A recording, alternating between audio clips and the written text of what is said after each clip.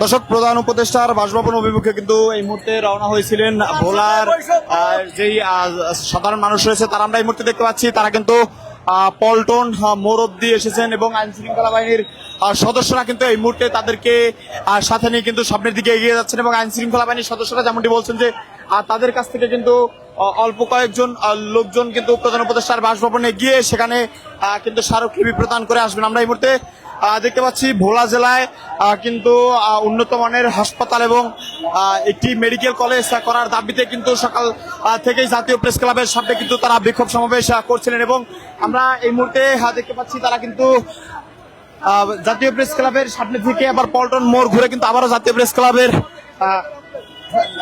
সামনের দিক থেকে কিন্তু যাচ্ছেন এবং আইন শৃঙ্খলা বাহিনীর সদস্যরা কিন্তু তাদেরকে তারা প্রথমে প্রধান উপদেষ্টার বাসভবন অভিমুখে রওনা হলো। আইন শৃঙ্খলা বাহিনীর সদস্যরা কিন্তু তাদেরকে আটকে দিয়েছেন, সেটি কিন্তু আমরা এই মুহূর্তে দেখতে পাচ্ছি।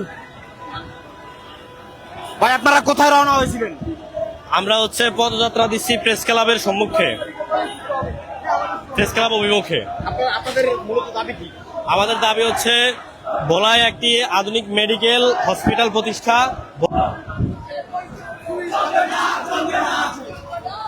আপনারা কোথায় রওনা হয়েছেন?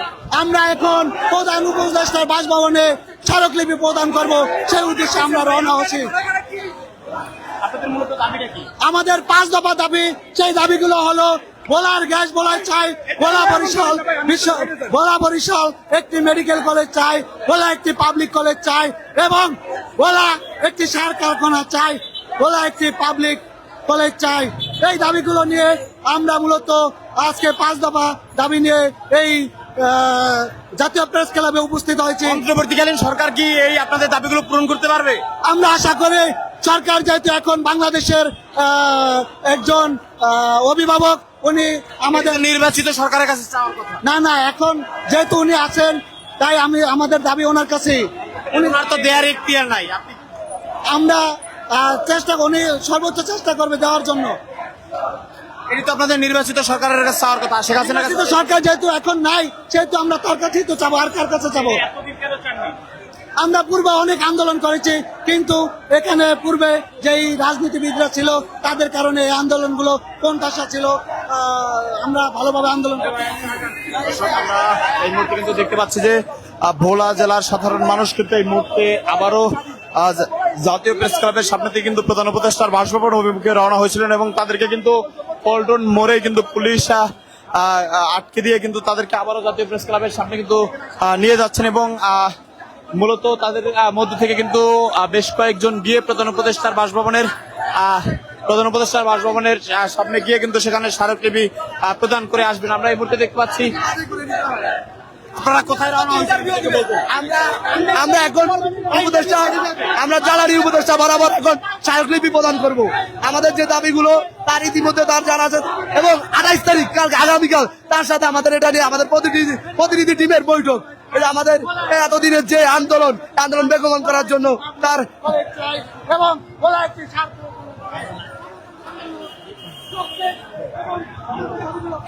আপনারা কোথায় যাচ্ছিলেন? আমরা প্রধান উপদেষ্টা বরাবর স্মারকলিপি দিব ভোলার ন্যায্য দাবিতে। আপনি জানেন ভোলা একটি বৃহত্তর দ্বীপ, বাংলাদেশের সবচেয়ে বৃহত্তম দ্বীপ। ভোলাই প্রাকৃতিক সম্পদে ভরপুর এবং ভোলায় যে প্রাকৃতিক গ্যাস রয়েছে একটি কুচক্রী মহল ভোলার গ্যাস আগে ভোলাবাসীকে সরবরাহ না করে বাংলাদেশের জাতীয় ভোলার গ্যাস সারা বাংলাদেশের মানুষের সেবায় যাবে।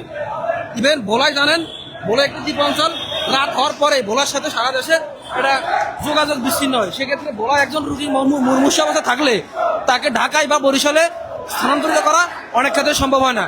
তাই ভোলায় একটি মানসম্মত মেডিকেল কলেজ স্থাপন করতে হবে এবং ভোলার সাথে বরিশাল সহ এবং বাংলাদেশের স্থলবেষ্টিত এলাকার সাথে সংযোগের জন্য একটি ভোলা বরিশাল সেতু করতে হবে। ভোলার এই 3টি প্রাণের দাবি নিয়ে ঢাকায় অবস্থানরত ভোলার বিভিন্ন সামাজিক সাংস্কৃতিক রাজনৈতিক সংগঠনগুলোর উদ্যোগে আজকে মানববন্ধন ও মাননীয় প্রধান উপদেষ্টা বরাবর স্মারকলিপি আমরা এখন মাননীয় প্রধান উপদেষ্টার কার্যালয়ের দিকে দাপে এগিয়ে যাচ্ছি।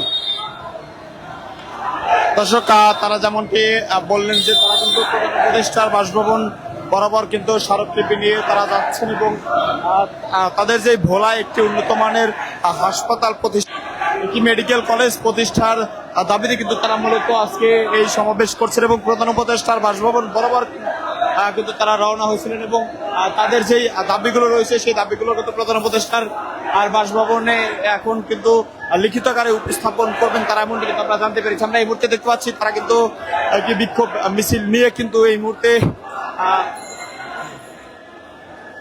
প্রধান উপদেষ্টার বাসভবন অভিমুখে কিন্তু তারা রওনা হয়েছিলেন। আমরা এই মুহূর্তে দেখতে পাচ্ছি যে ভোলা জেলার সাধারণ মানুষ কিন্তু এই মুহূর্তে